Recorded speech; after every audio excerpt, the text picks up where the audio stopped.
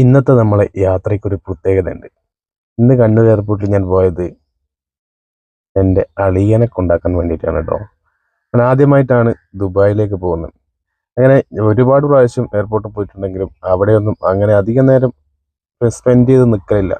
പിന്നെ അവിടെ അങ്ങനെ കുറേ നേരം എല്ലാ കാഴ്ചകളൊക്കെ കണ്ടു. കണ്ണൂർ എയർപോർട്ടിൽ ഒരുപാട് തവണ ഞാൻ പോയിട്ടുണ്ട്. പക്ഷേ ഈ പ്രാവശ്യം അളിയനെ കൊണ്ടാക്കാൻ പോയത് കൊണ്ട് തന്നെ പെട്ടെന്ന് തിരിച്ചു വരാൻ പറ്റില്ലല്ലോ. അങ്ങനെ അവിടെ നിന്നു. അളിയന് പോകുന്നതിന് മുന്നേ കുറച്ച് ഫോട്ടോസൊക്കെ എടുത്തു.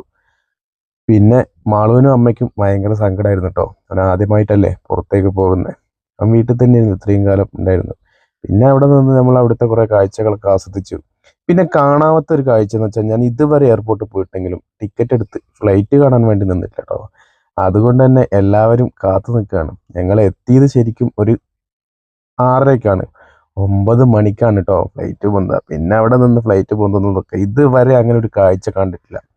വളരെ മനോഹരമായ ഒരു കാഴ്ച കേട്ടോ ഇവിടെ നിന്ന് ഫ്ലൈറ്റ് ഇങ്ങനെ കാണുക എന്ന് പറയാൻ. നമ്മൾ ഇതുവരെ ഇതിനകത്ത് കയറിയിട്ടില്ലാത്തത് കൊണ്ട് തന്നെ അതൊരു പ്രത്യേക ഭംഗിയാണ്. പിന്നെ ലഗേജ് കയറ്റുന്നതുണ്ടോ, ഇതാണ് ഇവിടുത്തെ ഞാൻ ആദ്യമായിട്ട് കാണുന്നൊരു കാഴ്ചയിൽ കണ്ടൊരു പ്രത്യേകമായി എടുത്തു പറയേണ്ടത്. ഇനി ഒരു പ്രത്യേകതയുണ്ട്, റിവേഴ്സ് ഇല്ല കേട്ടോ. ആ മുതൽ വെച്ചാണ് തള്ളി കൊണ്ടുവന്നത് കേട്ടോ. അത് ഞാൻ കണ്ട് ശരിക്കും അത്ഭുതപ്പെട്ടു. പിന്നെ മാള് ഇതുവരെ എസ്കലേറ്റർ കയറിയിട്ടില്ല. അതിൻ്റെ ഒരു കോമഡി കൂടി ഇതിനകത്ത് ഞാൻ ഉൾപ്പെടുത്തിയിട്ടുണ്ട് കേട്ടോ. ഭയങ്കര ഡയലോഗൊക്കെ ആണെങ്കിലും അമ്മ പിന്നെയും ഉഷാറായിട്ട് കയറിയിട്ടുണ്ട്. ഒരാള് എങ്ങനെയാണ് എസ്കലേറ്ററിൽ നിന്ന് കയറുന്നേ ഒന്നൊന്ന് കണ്ടു നോക്കിട്ടോ. ശരിക്കും അവള് ഒന്ന് ധരിച്ചു അത് കണ്ടപ്പോൾ.